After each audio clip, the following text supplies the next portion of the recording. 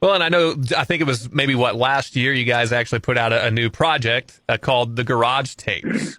Exactly. Tell me about this. This sounds pretty interesting. I've been reading up on it a little bit. It sounds pretty cool. It is, and it's been a hugely successful seller, I might say, and we weren't too sure about it.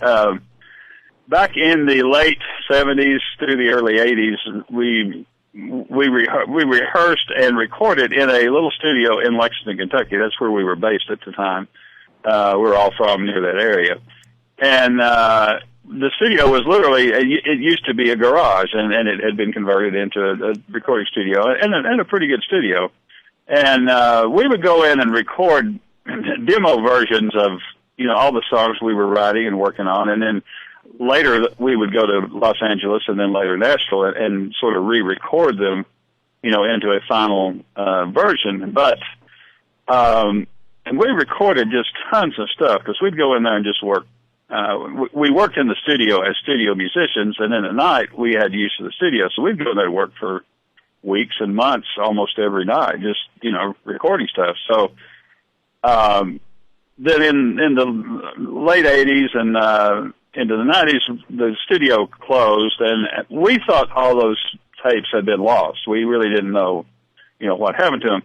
So a few years ago, we actually started, through various people, discovering those tapes, and we managed to recover about 30 tracks that had been stored away, and surprisingly were in pretty good shape. A lot of them had been stored in a closet somewhere, so they hadn't deteriorated a lot. So what we went through and we remastered and kind of combed through and picked the best 30 songs actually, and put them on a double CD, and because of the garage element of it, that's what we call them, the garage tapes. And to me, as a musician, they're very, very interesting because it gives you the very early versions of songs, as they sort of develop in the studio. But both Take Me Down and The Closer You Get, for example, the very early versions of those are on there, and even a couple of rehearsal versions of, for example, Give Me One More Chance. So the day we actually worked it up in the studio, we've got that recorded. So it's just something a little different. But all our fans really seem to love it, and it's very cool. And then we also recorded at a rehearsal a version of a song called 16 Tons. You may remember the old Tennessee Ernie Ford song. Oh yeah, that's a good song. Yeah, and we did a totally different arrangement of it, and we discovered that we'd actually forgot about it. We never played the song live. I don't know why. So we actually pulled that off of the CD, and we've been playing that in concert, and it's been getting a huge response, just, I think, because people remember the song. Mm-hmm. And it's a really unique version, and I think we may go back in a few weeks and kind of re-record that rehearsal version and maybe try to release it, media-wise or online because of the huge response. So as I say, we finished that up around the middle of last year, so that's something we have and are promoting when we tour. And then a couple of years ago, then before that, we actually went back and re-recorded all of our hits to kind of update them. So over the last few years, we've been busy in the studio. I mean, we're not just touring; we're trying to keep things up to date as much as we can, and give our fans some newer material. You'd mentioned, as far as the garage tapes go, that you were kind of maybe a little bit concerned or worried, how it might go over with fans, probably because that quality of sound, it probably doesn't sound studio quality like people are used to hearing. But right. I think you probably found that people like those imperfections. That's why people like listening to records and old cassette tapes and stuff like that. I think that's it. I personally prefer some of those versions to the later versions that we finished in a little higher tech version. There's just a certain warmness and you can kind of, it sounds corny, but you can sort of feel the emotion in those songs a little bit more. They're a little rougher, and there's, you'll hear a couple little, I don't think there's any major mistakes, but you'll hear, just a little little stuff that's a little different here and there. But I think that's why people like. And I know as far as other acts, that's the kind of stuff I like to hear. I like to hear outtakes and other versions and rehearsal tapes. I find that very interesting, actually. I gravitate towards those kind of things, so I'm right there with you. I think that's really cool. So how can people pick up the garage tapes, Marlon? Well, they can actually go to our website, which let me do a little commercial here. It's www.exile.biz, B-I-Z.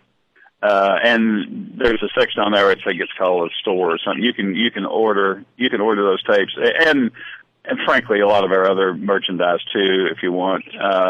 Then we also obviously have those with us when we're touring and have those available. And as I said, it's been extremely successful. So check out exile.biz and then there's some I think YouTube versions of us doing a couple of songs on there you can find if you search for it. So that's it's not that hard to find actually. Now, I didn't want to let you go without asking you this. Exile, in its peak country music-wise there in the 80s, somebody else who was at his peak there in the 80s on the country side of things was Kenny Rogers, who just passed away. Wanted to get your thoughts on, had you ever worked with him and met him, and what went through your mind when you heard he passed away? Kenny, he was just a prince. We did dates with Kenny, and then as a matter of fact, personally, I went to see him during his final tour and got to go back and talk to him. He really was what he seemed to be. He was a genuinely nice person. And what a lot of people don't realize is Kenny was a musician himself. He was a bass player. And when he started, he was a jazz bass player. Mm-hmm. So he always identified with musicians. I mean, he wasn't just a singer.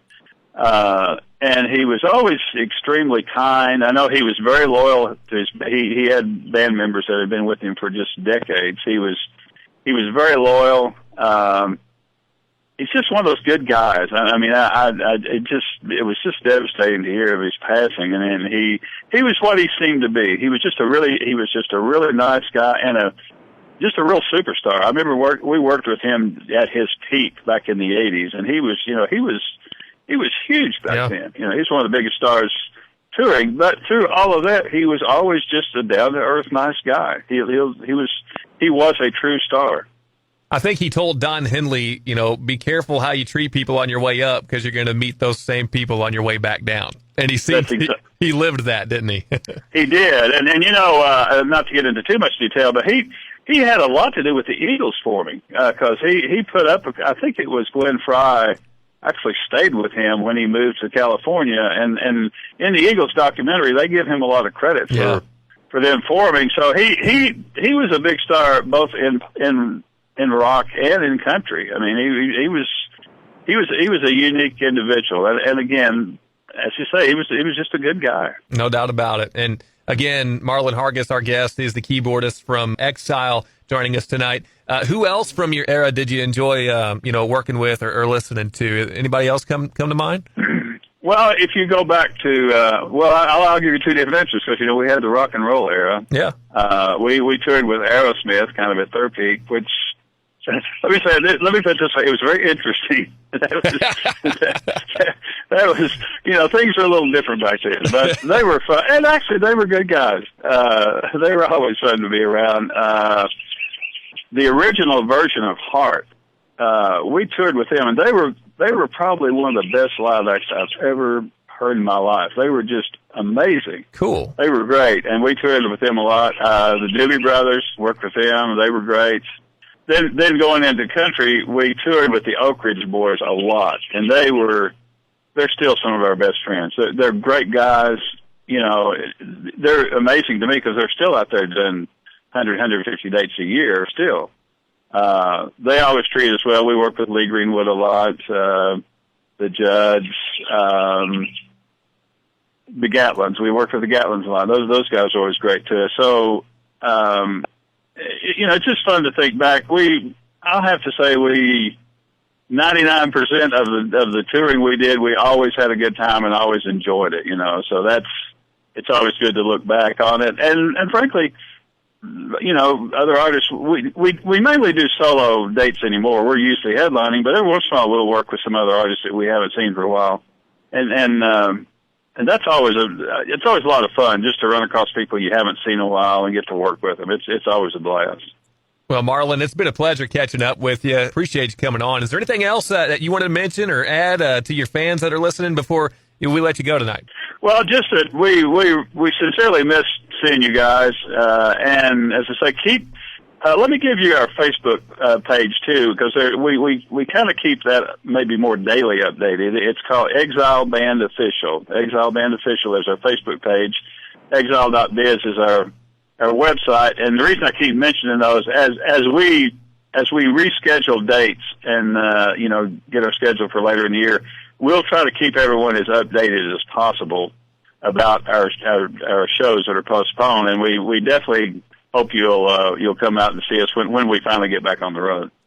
Exile Band Official is the Facebook page, and exile.biz is the website. Marlon Hargis, our guest tonight on the Honky Tonk Time Machine, keyboardist for the band Exile. Marlon, thanks again. Hopefully you can get back to it sooner rather than later. Thanks, Glenn. Appreciate it, and looking forward to getting back out in the Missouri area and seeing our friends out there.